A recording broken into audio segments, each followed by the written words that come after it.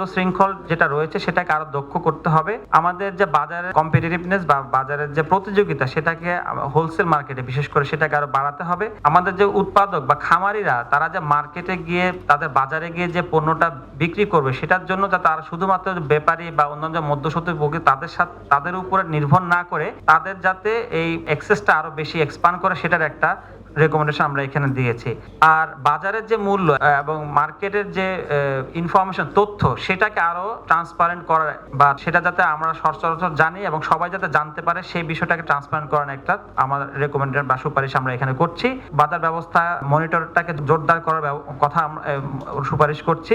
তাছাড়া আমাদের যে গুদামজাতকরণ, আমাদের যে ট্রান্সপোর্ট বা যোগাযোগ ব্যবস্থা এবং মার্কেটের বাজারের যে ইনফ্রাস্ট্রাকচার সেটাকে আসলে আমাদের স্ট্রেনথেন করতে হবে।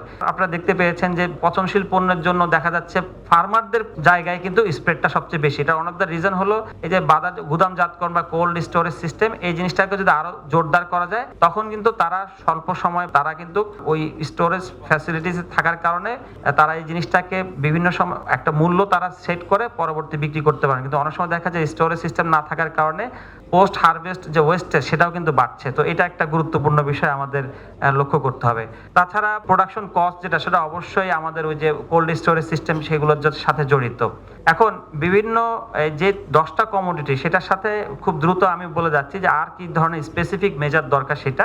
যেমন রাইসের ক্ষেত্রে প্রাইস আড়তদার এবং মিলার লেভেলে যে ধরনের প্রাইস সেটাকে একটু মনিটর করা যায় কিনা সেটা একটা বিষয়। তাছাড়া ডাল যদি আমরা দেখি, ডালের ক্ষেত্রে হলো যে রিটেল প্রাইসটাকে আমাদের ভিজিবল রাখতে হবে।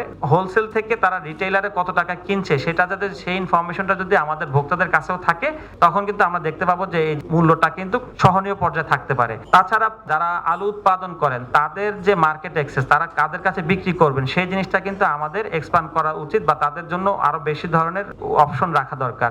অনিয়নের ক্ষেত্রে আমাদের মজুদদার যে মজুদকরণ সেই ব্যবস্থাটাকে আরো বেশি যাতে মনিটর করা যায় সেই জিনিসটাকে জোরদার করতে হবে। আমাদের বেগুনের ক্ষেত্রে যারা বলছেন যে তারা যখন এটা বাজারে বিক্রি করেন তখন কিছু কিছু মধ্যস্বত্বভোগী তাদেরকে কমিশন দিতে হয়। তো যাতে একটা সিস্টেম দরকার যাতে এই ধরনের উৎপাদক বা খামারিদের মাঝখান থেকে এবং সরাসরি যে যারা রিটেইলার তাদের মাঝখানে যাতে এই ধরনের মধ্যস্বত্বভোগীদেরকে বা লেয়ারটাকে কমানো যায় সেই ধরনের কোনো ধরনের পদক্ষেপ নেওয়া যায় কিনা সেটাও আমরা এখানে বলছি।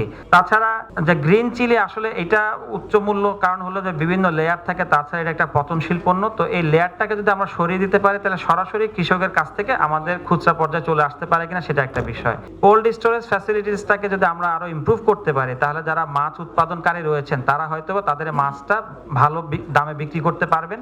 আর ডিম, চিকেন এবং বিফ এই তিনটার জন্য আমাদের যে জিনিসটা হলো যে আমরা ফিসক্যাল ইন্টারভেনশন আমরা কথা বলছি এখানে যে এদেরকে যদি যে উচ্চ খাদ্য মূল্য যেটা সেটাকে যদি আমরা একটু কমাতে চাই তাহলে কোনো ফিসক্যাল ইন্টারভেনশন বা ফিসক্যাল মেজারের মাধ্যমে তাদেরকে কোনো সহযোগিতা করা যায় কিনা যাতে মার্জিনাল বা প্রান্তিক পর্যায়ে যে সমস্ত উৎপাদনকারী রয়েছেন তারা যাতে কম প্রাইসে তাদের খাদ্য মূল্যটা কিনতে পারেন বা মেডিকেশন করতে পারেন সেই জিনিসটা আমরা এখানে সুপারিশ করছি।